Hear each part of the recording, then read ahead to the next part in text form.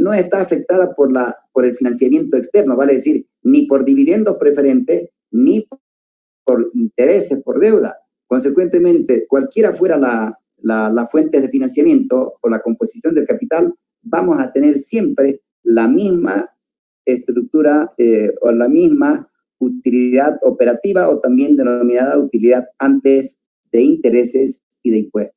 Entonces, vamos a partir de la utilidad operativa para cada una de las estructuras de 16.000, pero además vamos a considerar el impuesto a las utilidades de las empresas, que en nuestro país es del 25%, y por último estamos considerando que las acciones comunes tienen un precio de 100 bolivianos cada una. Entonces, con esta información yo voy a irme a la pizarra para hacer un estado de resultados para cada una de estas estructuras y calcular, ¿no es verdad?, lo que nos interesa. Tenemos que calcular el valor de la empresa, tenemos que calcular el costo promedio ponderado de capital de cada una de las estructuras, ¿no es verdad? Y finalmente tenemos que calcular también la utilidad por acción. Y ahí veremos cuál de estas 4 estructuras cumplen con las condiciones para que se convierta en una estructura óptima de capital. Bien. Yo voy a hacerme aquí, a ver cómo estamos con la pizarra. Ahí.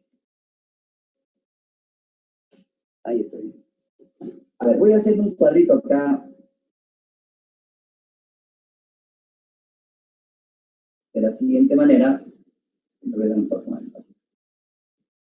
Ahí. Y aquí voy a poner las estructuras, ¿ya? En la estructura A, la estructura B,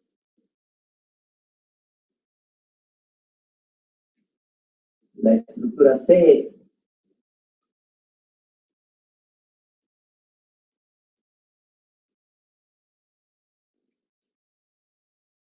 y la última que sería la estructura D. Perfecto. Bien. Entonces, la gran suposición para nuestro ejercicio es que la utilidad antes de intereses y antes de impuestos, esta es la operativa, ¿verdad? Es 16.000, dice, para cualquiera de ellas. Entonces, esta va a tener 16.000, también la B, también la C y también la D. Eso no cambia. Ahí tenemos la utilidad operativa de 16.000. Esta utilidad operativa se llama utilidad antes de intereses y de impuestos, ¿verdad? Entonces, le vamos a calcular los impuestos, ¿no? ¿Verdad? Y esta es la gran ventaja de incorporar deuda en el capital, porque la deuda lo que hace es disminuir la carga impositiva. En otras palabras, disminuye el pago de impuestos, del impuesto a las utilidades de empresa, porque se presta, ¿no? ¿Verdad? Y después de eso se paga el impuesto a las utilidades de empresa. Por eso se dice, y eso preguntábamos a los postulantes hoy día, ¿por qué la deuda suele ser la fuente de financiamiento más barata? Y un estudiante supo por qué. Pero ¿por qué se considera que es más barata? Porque disminuye el impuesto a las utilidades de empresa, que nuestro medio es 25%. Entonces, si el costo de la deuda es, por decirle, 10%, en la práctica, cuando se pagan impuestos, se le resta el 25% y sale ser que solamente va a ser, si es 10%, 7.5%, ese es el costo de la deuda. Consecuentemente, por eso se dice que la fuente de financiamiento más barata suele ser la deuda de largo plazo. Entonces, a esto le quitamos los intereses por deuda. Los intereses por deuda. Si nosotros nos fijamos, estoy compartiendo la pantalla, ¿verdad? No se ve mi pizarra seguramente. A ver, voy a dejar de compartir esto y como este cuadrito ustedes lo tienen, para que se vea mejor la pizarra, lo voy a hacer así. Si ustedes se fijan, entonces, en la estructura A no hay deuda ni hay acción preferente, ¿verdad? Entonces no hay no hay intereses, ¿verdad? No hay intereses. No hay intereses. En la estructura B, hay intereses, claro, porque hay deuda, ¿verdad? Hay deuda de 40.000. ¿Estamos de acuerdo? 40.000. ¿Y cuánto vale la deuda? ¿Cuánto es el costo de la deuda? 5%. Entonces los intereses va a ser igual a 40.000 por 5%. 5 por 4, 20, sería 2.000 saldría a ser, ¿no es verdad? ¿Estoy bien o estoy mal?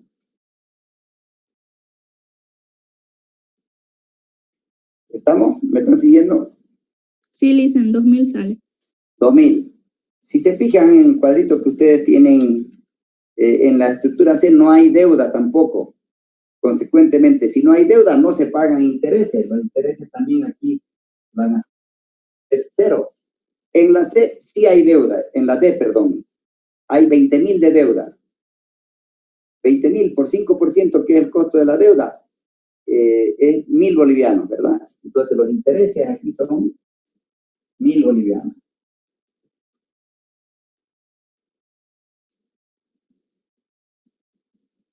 ¿Está bien? Entonces, esta va a ser la utilidad después de intereses, pero antes de impuestos, ¿verdad?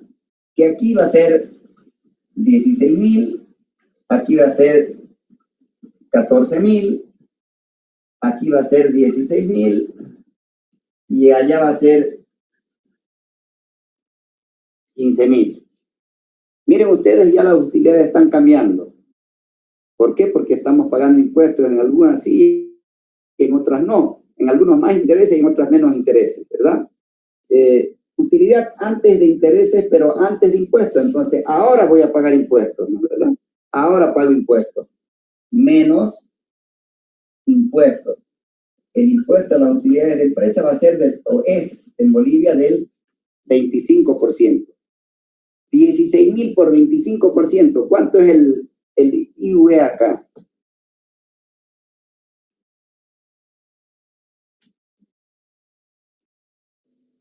4.000. 4.000, muy bien. 4.000. Y el 25 de 14.000, 3.500, puede ser. 3.500, Lisen. Muy bien. 3.500. Aquí también 4.000. Y allá será 4.000. ¿Cómo es? De 15.000, el 25%. 3.750. Correcto, 3.750. Bien, esta es. Wow, mis rayas están mal, a disculpar porque es viernes hoy día. Bueno, ahí, entiéndalo que eso está recto ya. Bien, esto se llama la utilidad después de intereses y después de impuestos, ¿no es verdad? Que en este caso es 12.000. Aquí sería 11.500, creo.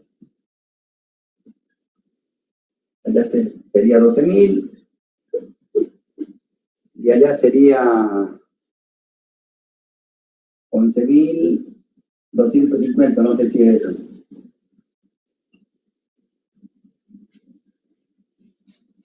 ¿Da eso de ahí? Sí, ¿no? ¿Yes? ¿Sí o no? Lisen, no puedo ver bien su pizarra. Wow, a ver, déjeme un momentito, a ver, que no puede ver, a ver. Le voy a acercar acá, ya voy a acercar. Tenemos que hacer malabares acá con la pizarrita. Sí, licenciado, está bien eso. Ahora sí, Lisen. ¿Mejoró? Mucho mejor. Muy bien, pero yo estoy más arrinconado acá. Ya. Como dicen en Valle Grande, más mejor. Bueno. ¿Está bien eso, 15.000 menos 3.750 es 11.250, ¿sí? Sí, está bien eso. Muy bien. Ahora tenemos la utilidad después de intereses y después de impuestos. ¿Qué tenemos que pagar ahora? Ya hemos pagado intereses por deuda y hemos pagado ya también impuestos. Ahora tenemos que pagarle a los accionistas preferentes, ¿verdad? Tenemos que pagar dividendos preferentes. Estamos pagando entonces el apalancamiento, ¿verdad? La parte del apalancamiento es la deuda y la otra parte es el dividendo preferente por la participación de los accionistas preferentes, menos dividendos preferentes. Y ahí también vamos a pagar dividendos preferentes donde hay, vamos a compartir a ver.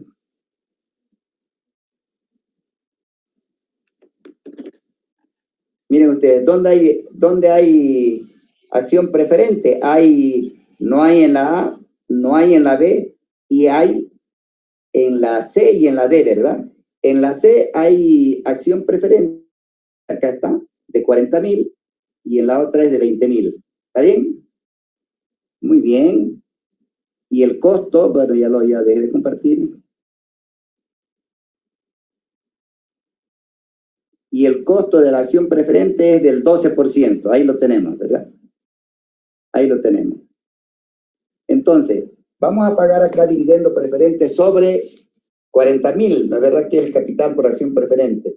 ¿Cuánto es 12% de 40.000? 4.800. 4.008. Aquí no hay acción preferente, ¿no? Aquí no hay acción preferente, la A ni en la B decíamos, ¿no? ¿Sí? Sí, ¿no? Solo la C y la D. Ya, aquí hay 40.000. Aquí hay 40.000. 40.000 por 12%, ¿cuánto es? 4.800. 4.800. Y aquí hay 20.000 en la última, ¿verdad? 2.400. 2.400, muy bien. Entonces, ya aquí hemos pagado todo lo que es apalancamiento, a la deuda, a la deuda de largo plazo y a los accionistas preferentes. Y hemos pagado impuestos también, ¿sí? Entonces, ya esta utilidad que queda es la utilidad a disposición o la utilidad disponible para quienes, para los accionistas comunes, ¿verdad? Es lo que queda para ellos, lo que ellos se van a distribuir. Que aquí sería 12.000, aquí sería 11.500, y allá, a ver, son 8, 7.200 parece que es. 7.200. Y allá está más difícil. 9, 8.850. 8.850. Fíjense ustedes, que ya las utilidades son totalmente diferentes. Aquí sería la que tiene mayor utilidad, 12.000, ¿verdad? Esta es la segunda y esta es la más baja, ¿verdad? Y esta es 8.000, está por ahí, al medio. Entonces, pero ya tenemos diferentes niveles de utilidad que se van a distribuir los inversionistas. Ahora, yo les hablaba al comienzo de que para que una estructura de capital sea óptima, debe tener 3 condiciones, decíamos. Una condición es de que tenga el valor de la empresa sea mayor. La otra es de que el costo promedio ponderado del capital sea menor. Y la última, de que la UPA, la utilidad por acción, sea mayor. Vamos a buscar a ver cuál de ellas cumple con estas condiciones.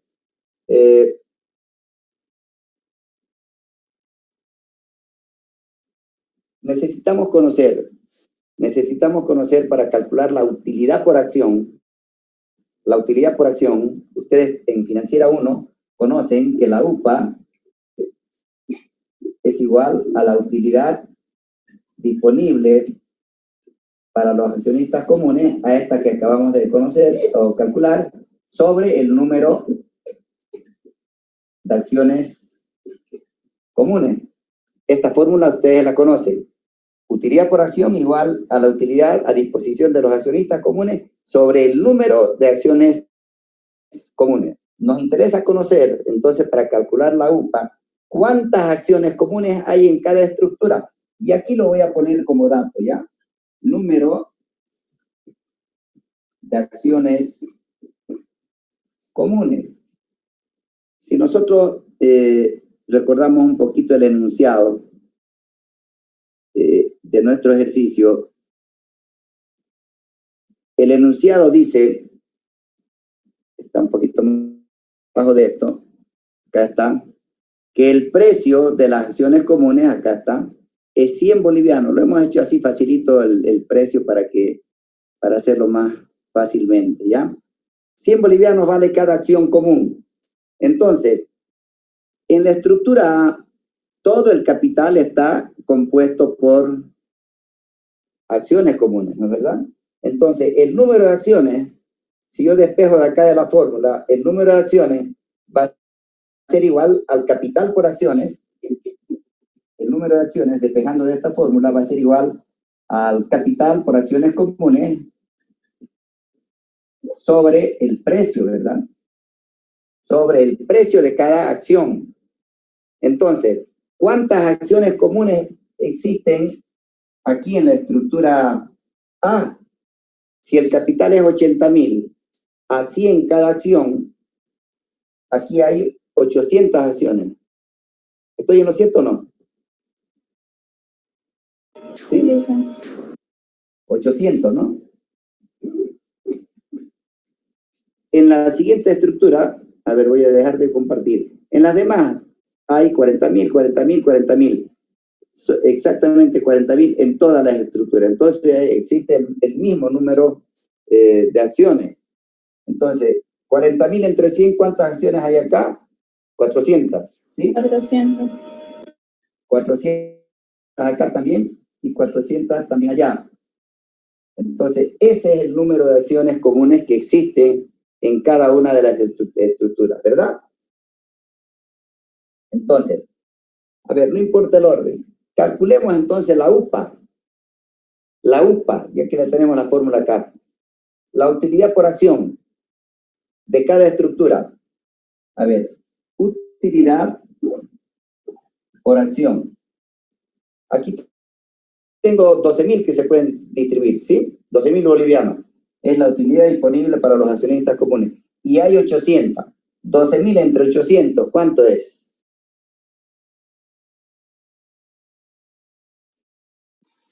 15. 15. O sea, por cada acción, de 100 bolivianos, el inversionista aquí está ganando 15 bolivianos, ¿verdad? 15 bolivianos. Invierte 100 y gana 15. Y acá, la utilidad por acción sería 11.500 entre 400. Listen, ahí sería 10.500. Aquí, Sí. está mal, 10.500 es acá. ¿Así? Sí, así dicen. Ah, ya, yo me equivoqué entonces. Perfecto. Ah, ya, 10.500, correcto.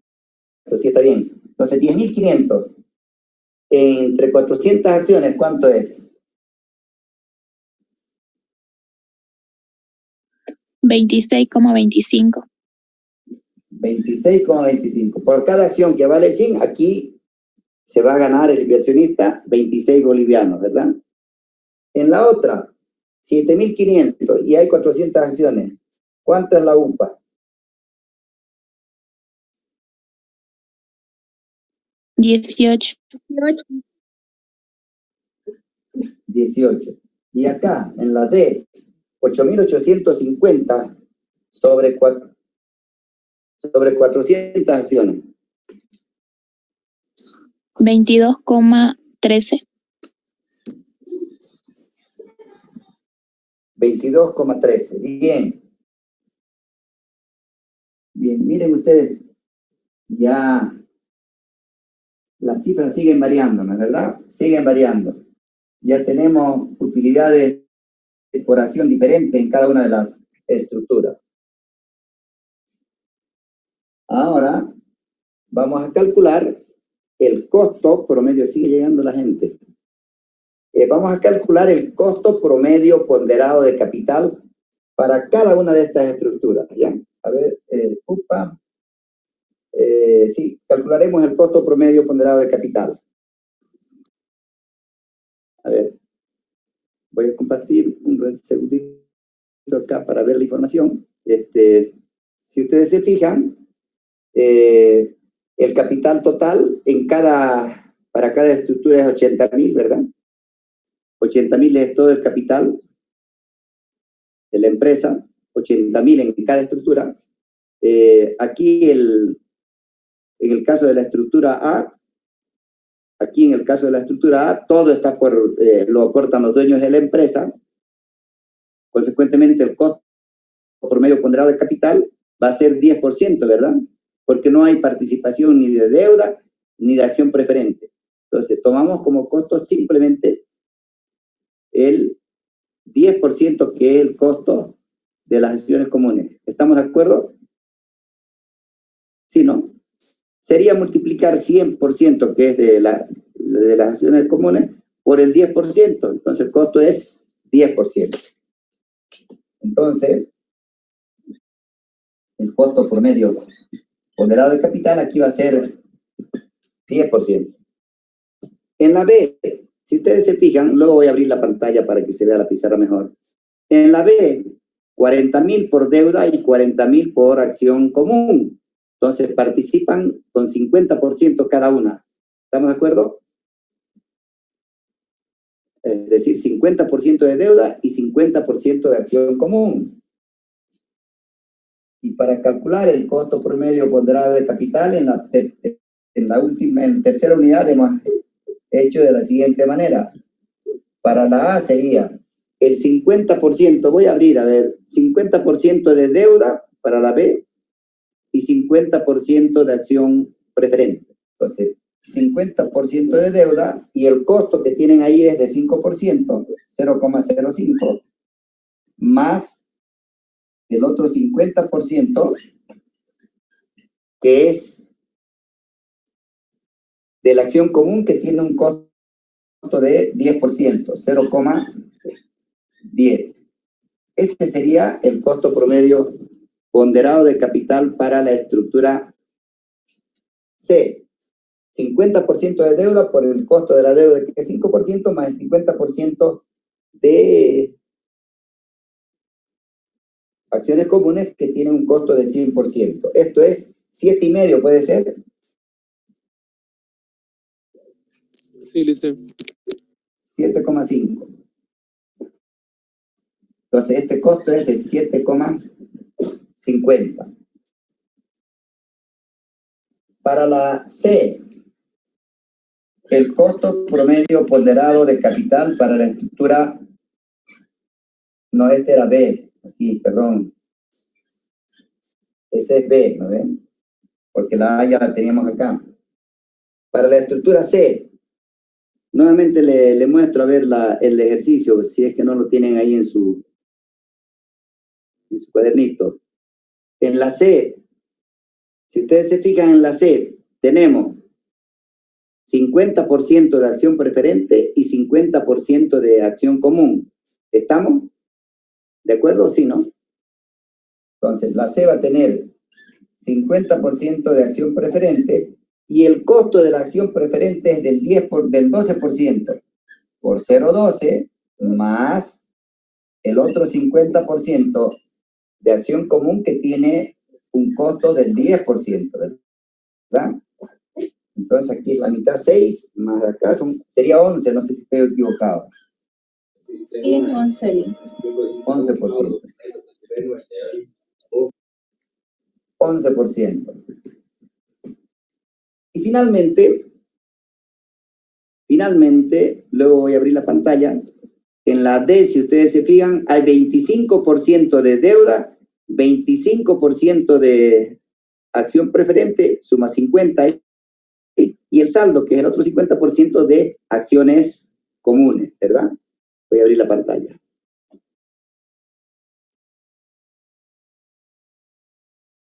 No sé si estoy... Ya.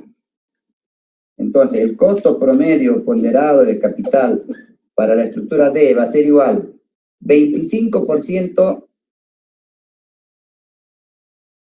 de deuda, creo que, ¿no? De deuda, que tiene un costo del 0,5 más 25% de acción preferente, que tiene un costo de 12, más 50% de acción común, que tiene un costo de 10%. ¿Cuánto sería esto? 6,75. Nos parece que está mal. 9,25. 9,25. 9,25. ¿Sí? Sí, Lisa. Sí, Lice, 9,25. 9,25%. Bien, hemos calculado entonces el costo promedio ponderado de capital para cada una de las estructuras, como lo hemos hecho en la unidad número 2. Solo que aquí, en la unidad número 3, perdón. Solo que aquí estamos conociendo el monto, ¿verdad? Y estamos tomando la proporción de participación de cada fuente para ayudarnos a calcular el costo promedio ponderado de capital.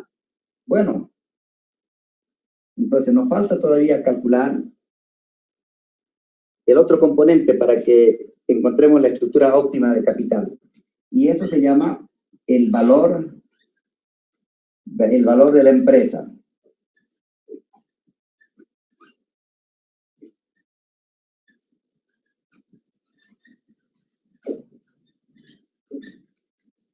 El valor de la empresa. Para calcular el valor de la empresa, ahí nos están viendo ya a mí.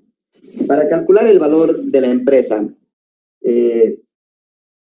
yo le decía en la clase anterior, aquí en finanzas y especialmente en este tema, tenemos que hacer algunas cositas para que el estudiante se dé cuenta, ¿verdad? Se puede calcular la estructura óptima de capital. Aquí hemos calculado la utilidad por acción, como ustedes lo han calculado en análisis financiero. Esta es la manera de calcular utilidad neta sobre el número de acciones. Así se calcula la UPA. De esa manera, ¿no es verdad? No hay otra manera. El costo promedio ponderado de capital sí también se pondera la participación de cada fuente por su respectivo costo. Lo hemos hecho en la unidad número 3. Entonces, estos dos componentes no varían. Se calcula así. Pero, para efectos de calcular la estructura óptima de capital, un poquito esta forma de calcular el valor de la empresa es ya acomodada, un poquito acomodada, para que nosotros podamos determinar la estructura óptima de capital. Yo le mostraba en la clase anterior que el valor de la empresa, lo voy a hacer acá, sería igual, o sea, cuando aumenta el valor de la empresa en el mercado, cuando la empresa paga buenos dividendos, yo le decía en la clase anterior, buenos dividendos comunes a los dueños, ¿verdad? Si la empresa paga buenos dividendos, entonces tiene un muy buen valor en el mercado. Si paga malos dividendos, nadie va a querer invertir en esa empresa que paga muy mal, ¿no es verdad? Entonces, una manera de valorar el valor de la empresa en el mercado es que la empresa pague buenos dividendos a sus accionistas comunes. Y en este caso, vamos a calcular, no sé si se ve por acá, sí se ve, el valor de la empresa lo vamos a calcular multiplicando la utilidad antes de intereses y de impuestos con la que hemos empezado por 1 menos I. Esta formulita yo se la mostré en la clase anterior. Es la fórmula didáctica, si ustedes quieren, aunque sabemos que ese no va a ser el valor, pero para efectos de estructura de capital, de esta manera lo vamos a calcular sobre el costo promedio ponderado de capital. Así vamos a calcular el valor de la empresa para efectos de encontrar la estructura óptima de capital. Entonces aquí vamos a poner el valor de la empresa sería igual. En el caso de la estructura A, el numerador para todas va a ser la utilidad antes de intereses y de impuestos, ¿verdad? Que es, en nuestro caso, 16.000, ¿verdad? Yo le voy a borrar acá esta formulita. 16.000, le voy a poner acá, esa es la utilidad operativa, menos 1, y el impuesto a las utilidades de empresa es 0,25, ¿verdad? Entonces, mi formulita queda 16.000 por 1 menos 0,25. Entonces, en el numerador voy a tener siempre el 75% de la utilidad operativa para todas las estructuras, ¿verdad? Pero el valor de la empresa para la estructura A va a ser igual a 16.000 que multiplica a 1 menos 0,25, que es el impuesto a las utilidades de empresa, sobre el costo promedio ponderado de capital, que en la estructura A es 10%, ¿verdad? Entonces aquí sería 16.000 por 75%, ¿no es verdad? El 75% de esto, porque 1 menos 0,25 queda el 75% de utilidad operativa. ¿Cuánto es eso? 1.200. ¿Mil cuánto me dice? 100. No escuché. 1.200. 1.200. Muy bien. Esa es la A, ¿verdad? Y la B va a ser igual al mismo numerador, pero entre 7.5, ¿verdad? Lo único que varía acá es el costo de capital. Y ese es el acomodo. Lógicamente, si yo divido la misma utilidad en aquella, entre su propio costo promedio de ponderado de capital, aquella que tenga menor costo va a tener mayor valor, lógicamente. ¿Sí? ¿Cuánto de esto? 16.000. 1.600. ¿Cuánto? 1.600. 1.600. Muy bien. La B, esa es la B. Y la C, lo único que le cambio es el costo promedio ponderado de capital, ¿verdad? Que aquí va a ser 11%.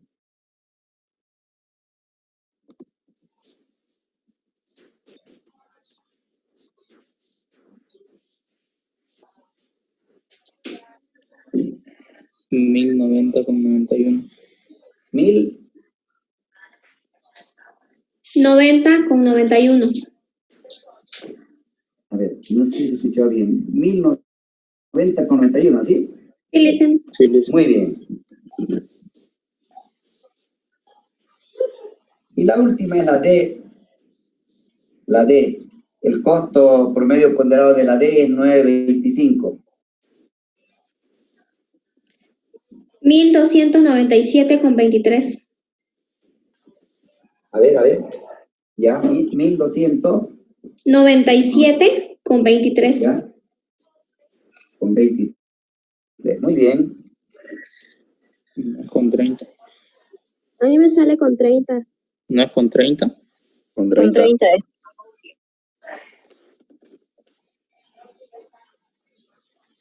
30.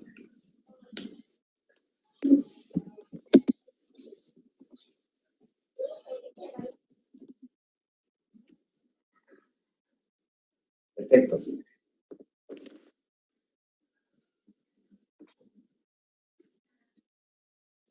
Entonces, no sé si estamos viendo acá, sí estamos viendo acá también. Nosotros decíamos que para que una estructura de capital sea la óptima, para que sea la óptima, debe cumplir con 3 condiciones, decimos. ¿Se ve? Sí se ve. Y las 3 condiciones están acá. Ojalá me dé.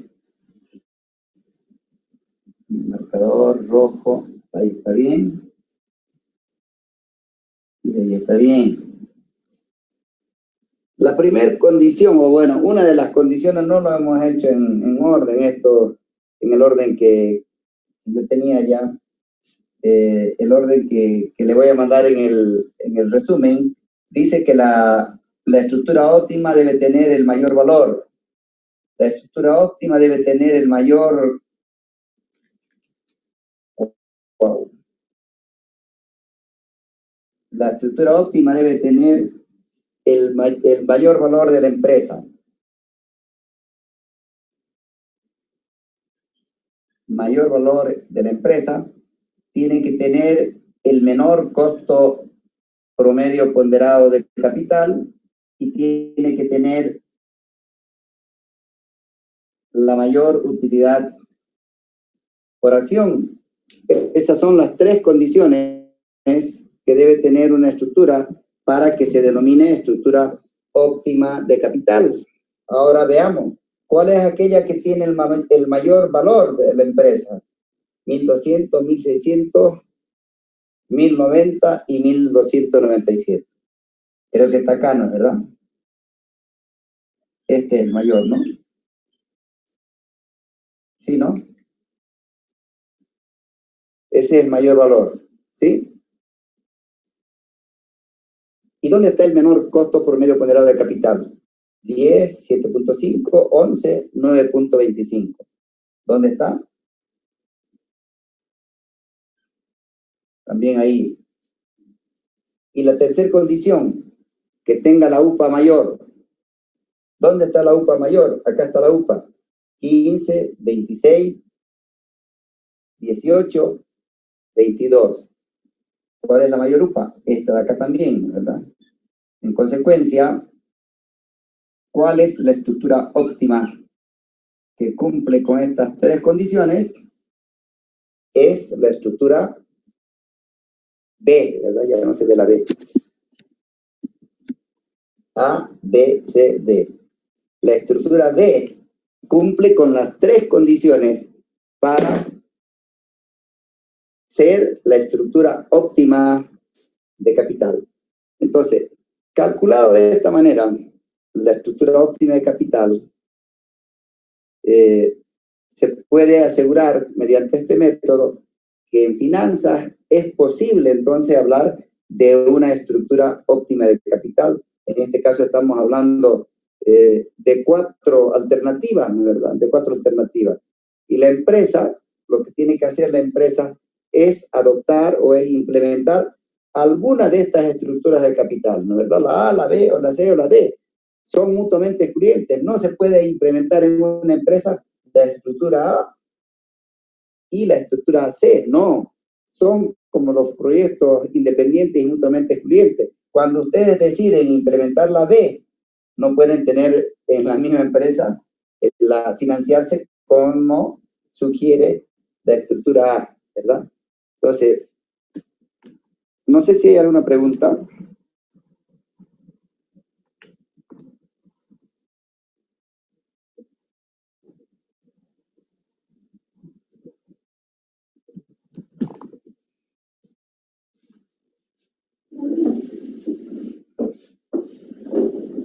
Entonces, este método nos está permitiendo asegurar que en finanzas sí es posible hablar de una estructura óptima de capital. A ver, en el chat me han dicho, en la estructura B sería 10.500. Ahí lo hemos corregido eso. Sí, ahí me estaban corrigiendo en el chat. ¿Hay alguna pregunta de la estructura óptima de capital? Cuando uno calcula la estructura óptima de capital de esta manera, si ustedes quieren, no me están viendo a mí no me están viendo, ahora sí. Cuando uno calcula la estructura óptima de capital de esta manera, entonces nos podemos dar cuenta de que había sido o existe la estructura óptima de capital. Y calcularlo de esta manera, ¿no es verdad? Es un deleite intelectual, si ustedes quieren, ¿no es verdad? Un deleite intelectual poder darnos cuenta En la práctica, verdad, esas son las 3 condiciones para que una estructura sea óptima. Claro, porque el valor de la empresa ahí está ajustado, ¿no es verdad? Estamos forzando un poquito para que el valor de la empresa sea mayor cuando el costo es menor, porque estamos dividiendo la misma utilidad operativa, que en este caso es 16.000 para cualquiera de ellas, sobre el costo promedio ponderado de capital. Y en aquella estructura que se tenga el menor costo, el valor va a ser mayor, pues, ¿no es verdad? Dividir la misma cantidad en el numerador por un costo menor, el valor siempre va a ser mayor.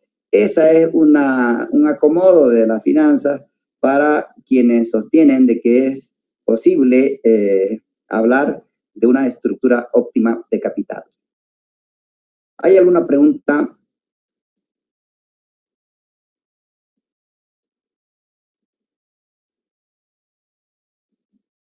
Cuando no hay preguntas quiere decir que todo se ha entendido o que no se ha entendido nada.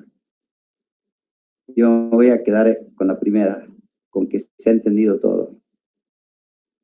Bueno, este tema... En el chat tiene una pregunta, Lisa. Ya, a ver, en el chat, a ver. ¿De dónde sacó la estructura, el costo promedio ponderado de capital de la estructura A?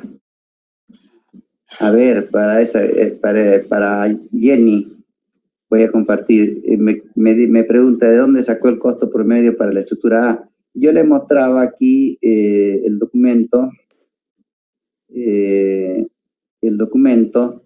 En la A, el 100% del capital se financia por acciones comunes, ¿no es verdad?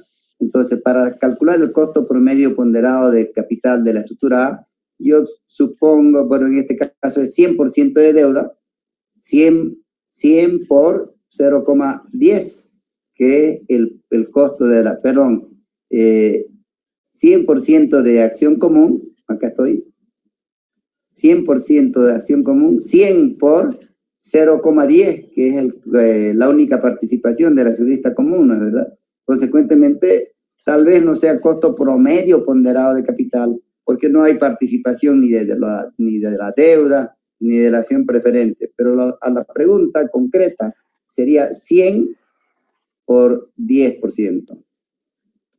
No sé si está bien y qué preguntó. Sí, listo, ya me quedó claro. Gracias. Muy bien. Y la otra pregunta, en la estructura, sí ya hemos corregido, la estructura B sería 10.500, dice la utilidad que tenemos allá y que ya la hemos corregido. Licenciado, disculpe, en la parte de atrás de la pizarra dice acciones comunes 800, 400, 400 y 400. El número de acciones es eso, sí. 800, 400, 400, 400. El número de acciones lo hemos dividido, para calcular el número de acciones, hemos despejado de la utilidad, de la fórmula de la utilidad por acción, de la UPA. A ver,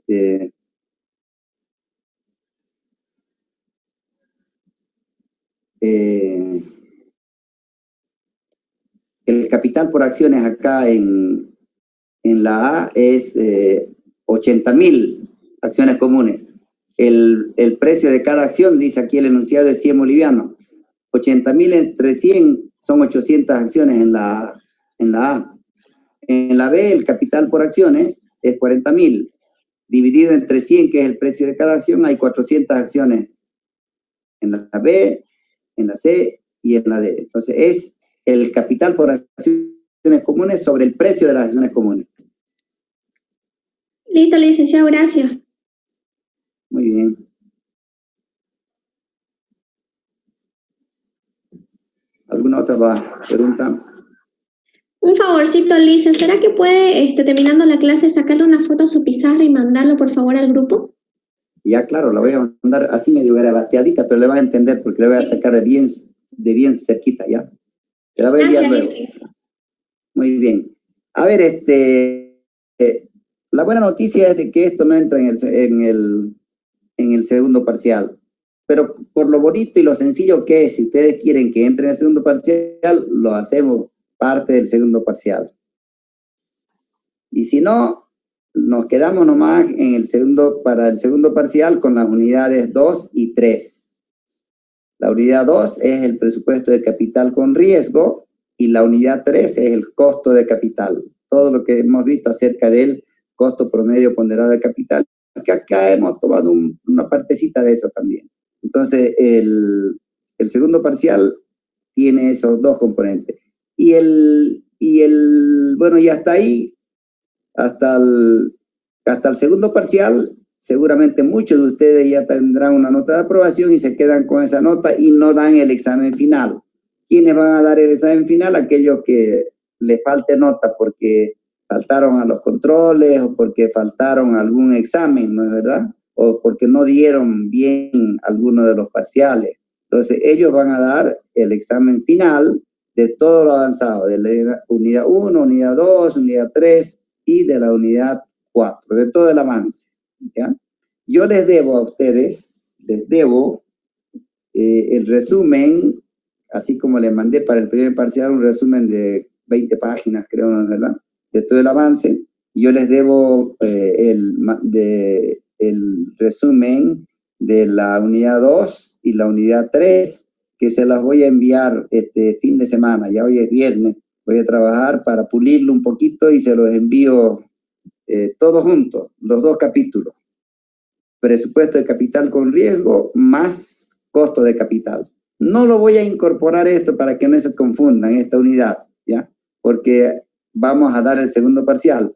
Entonces, les voy a mandar el material, ahí hay ejercicios resueltos de la unidad 1, de la unidad 2 y de la unidad 3. Se los voy a mandar todo para que ustedes lo tengan y podamos fijar el examen final.